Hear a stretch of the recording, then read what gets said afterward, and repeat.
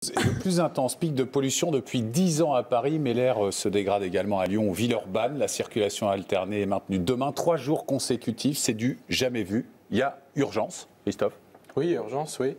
On a un pic de pollution qui affecte en fait le quart nord-est de la France, plus la vallée de Lyon, et qui a décidé de mettre en place la circulation alternée, mais aussi une bonne partie de l'Europe. Alors ça, c'est dû à des phénomènes qu'on voit souvent d'ailleurs au mois de décembre, c'est-à-dire des phénomènes d'inversion thermique. C'est comme si on avait un couvercle au-dessus de nous ou une cloche, et que les polluants qui sont émis tous les jours, notamment dus au trafic routier ou au chauffage, ils s'accumulent, ils s'accumulent. On a des pics jamais atteints depuis 10 ans, je crois. Ils n'ont pas la possibilité de se disperser. Donc la situation, elle est effectivement difficile. Il y a aussi un vrai problème de météo. Il nous faut de la pluie et du vent pour évacuer ce phénomène. Exactement, pour lessiver, pour disperser. Là, ça ne se disperse pas, donc ça se concentre. Et donc les solutions qu'on a, qui sont des solutions d'urgence, c'est la circulation alternée. C'est pour éviter finalement que la situation n'empire, c'est-à-dire que ça s'aggrave à nouveau. C'est-à-dire que la ça n'a pas l'air de s'améliorer parce que ça fait 2 jours qu'on alterne et ça n'a pas mieux. Oui, alors c'est effectivement, l'action est limitée, mais pour autant, il y a quand même ça a quand même une certaine efficacité. Dans Paris, j'ai les chiffres. dit la mesure a été trop peu suivie pour mettre en évidence un oui, impact. Ça marche bien si c'est suivi, si c'est respecté. Si c'est pas respecté, effectivement, on a les mêmes niveaux de pollution. Donc pour que ça marche bien, il faut aussi que les gens soient civiques, qu'ils comprennent les règles et que on change un petit peu nos comportements. Parce que c'est pas très respecté, c'est ça? Alors ça n'a pas été suffisamment. D'abord, le premier jour, en fait, je pense que l'information n'a pas été bien donnée. Parce que ça a été donné tard dans l'après-midi et les gens n'étaient pas forcément au courant. Et donc, ceci dit, aujourd'hui, donc, on a eu une meilleure information. Ça a été un petit peu mieux respecté. On a vu, par exemple, que sur les plaques, ceux qui ne devaient pas circuler avec les plaques, il n'y en a qu'un tiers d'entre eux qui n'ont pas respecté la règle. Donc la grande majorité a respecté la règle. Mais pour autant, on sait que ça a une efficacité qui est importante en ville, mais que c'est limité. Sur les transports en commun. Il y a eu un gros problème en plus. Il y a eu des gros bugs sur les transports. Mais alors là, c'est complètement indépendant. Oui, il se trouve que c'est arrivé au même moment. Plus aucun départ de la gare du Nord sur le trafic SNCF. Donc c'est quoi la solution? Les gens restent chez eux. C'est un train qui partait pour Beauvais, en fait, qui a rompu un caténaire et qui a fait que le truc a complètement explosé. Voilà, tous les trains, mais ça c'est évidemment totalement imprévisible. C'est-à-dire qu'au moment où on a décidé les choses hier, on ne pouvait pas prévoir évidemment que tous les trains... Mais on va revenir là-dessus parce que le temps que la préfecture se décide et tout ça, il y a 4 jours de délai quand même, ça devient un petit peu urgent. Vous êtes spécialiste du fonctionnement de l'appareil respiratoire. Ce qu'on vit en ce moment, c'est dangereux? C'est dangereux, oui, mais c'est un élément de la pollution de fond en général. C'est un rehaussement en quelque sorte de la pollution de fond. Ce qui est dangereux surtout, c'est la pollution de fond, c'est-à-dire que la pollution que nous vivons au quotidien, que nous respirons au quotidien. Donc c'est un débordement en quelque sorte d'une pollution de fond qui dépasse des valeurs habituelles. Ça veut dire que respirer tous les jours, c'est donc devenu très dangereux dans les grandes villes? Tous les jours, et pas seulement dans les grandes villes, mais... respirer tous les jours une pollution qui dépasse des valeurs fixées par l'OMS, mais on pourrait aussi se situer en dessous, respirer tous les jours cette pollution, c'est dangereux. Et pour les enfants, c'est pire, j'imagine? Ou pas forcément? C'est pire pour les enfants pour une raison assez simple, c'est qu'ils ont tendance, quand ils font un effort, à respirer par la bouche. Or, le nez est un excellent filtre de la pollution, en particulier de moi, j'ai un super filtre, là, je confirme. et en particulier de la pollution particulière. Qui se déclenche à chaque... Non, mais c'est un conseil que vous pourriez donner, donc, en cette période de pic, de faire attention, de respirer plus par le nez? Il faut toujours respirer par le nez, c'est fait pour ça, en principe. Mais... les enfants, quand ils font un effort, ont plutôt tendance à respirer par la bouche et en fait, ils se privent de la fonction du nez qui est un bon filtre des particules notamment. Je peux vous poser une question idiote? J'aime bien poser des questions idiotes. Est-ce qu'on pourrait se mitridatiser? C'est-à-dire finalement que notre corps commence à s'habituer et à l'évolution de l'espèce qui peut résister à la pollution. Oui, c'est un problème d'évolution des espèces, mais là on est... Il y a plus de temps? On est sur des aires géologiques là. D'accord.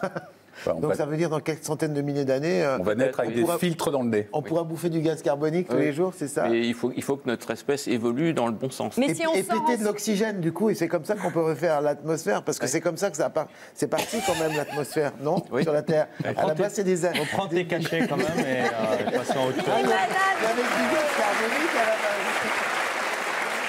Non, ce qui est bien, c'est qu'il dit tout ça sans rien prendre. Bon, c'est un sujet sérieux. Des picotements en ce moment, c'est précisément dû à ça. Les yeux qui pleurent, le picotement au niveau de la gorge. Alice a fait un truc qu'il ne faut pas faire, elle est allée courir. C'est vrai. Ouais. Non, mais il ne faut pas faire de sport dans ces cas-là, on est d'accord en plus. C'est plutôt déconseillé, oui. Ouais. Ce qu'il faut savoir, c'est que tous les jours, on respire à peu près 15 000 litres d'air.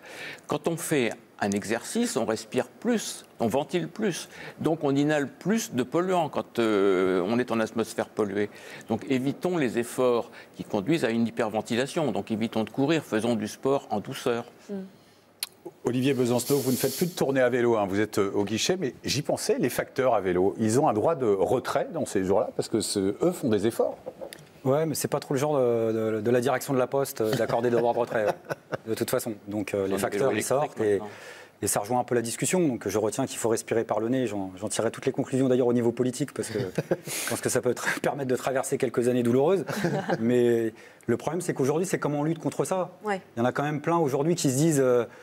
est-ce que c'est pas aux petits qu'on s'en prend? Est-ce qu'il ne faudrait pas s'en prendre aussi aux grosses usines qui polluent et auxquelles finalement on s'en prend jamais trop? Et puis après, ça fait cogiter, quoi. C'est-à-dire, c'est bien beau de dire alterner. Encore faut-il donner les moyens alternatifs que ça fonctionne.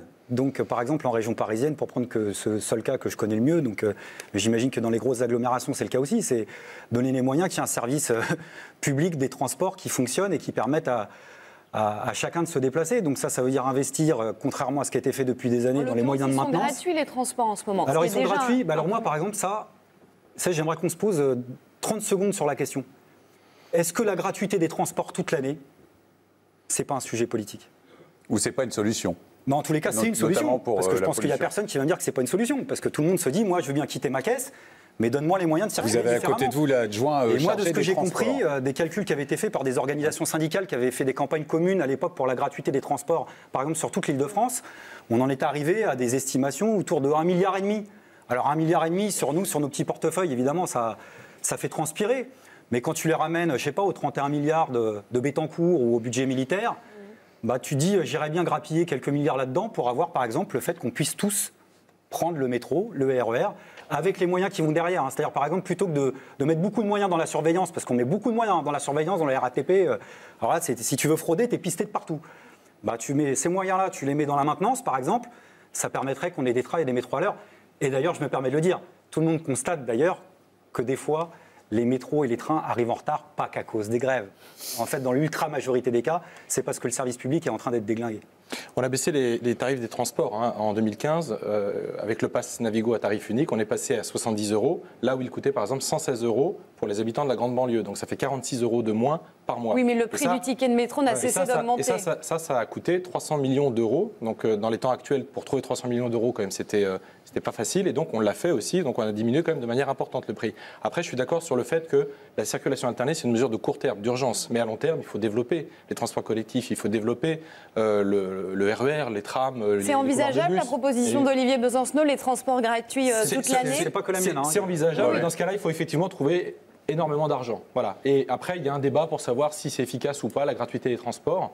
Mais ça coûterait en tout cas énormément d'argent par rapport au système tel qu'il est organisé aujourd'hui. Et ça concerne toutes les grandes villes de France. Il faut développer aussi le vélo, la pratique du vélo, parce que c'est moins pollué que de circuler à vélo, que d'être dans sa voiture. Le vélo, mais sans respirer, pareil. L'habitacle d'une voiture est plus pollué que l'air qu'on respire quand on est piéton ou cycliste. Puisqu'on parle de vélo, je pense à la Poste. Moi, j'ai une proposition concrète.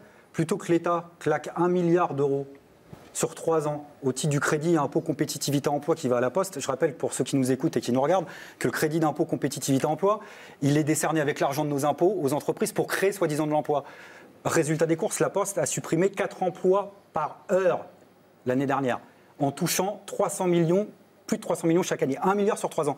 Bah, ce milliard sur 3 ans, plutôt que de le donner à la Poste et supprimer les emplois, mettons-le dans les transports publics, par exemple, comme ça tout le monde verra. Elle est en grève, la Poste, en ce moment. On est en grève justement pour ça, parce qu'on supprime des emplois et que pour ceux qui restent, il y a des cas dramatiques. Pour ceux qui se souviennent de la séquence de France Télécom, bah, il y a des cas terribles aujourd'hui de personnes qui pètent les plombs, de personnes qu'on arrive à des cas extrêmes, de personnes qui se suicident en incriminant l'entreprise, la politique de l'entreprise, chez des cadres comme chez les facteurs. Peut-être que certains se souviennent, il y a une factrice à Villeneuve-d'Ascq, il y a quelques mois, qui avait fait un AVC, elle en était à 7 ans de CDD.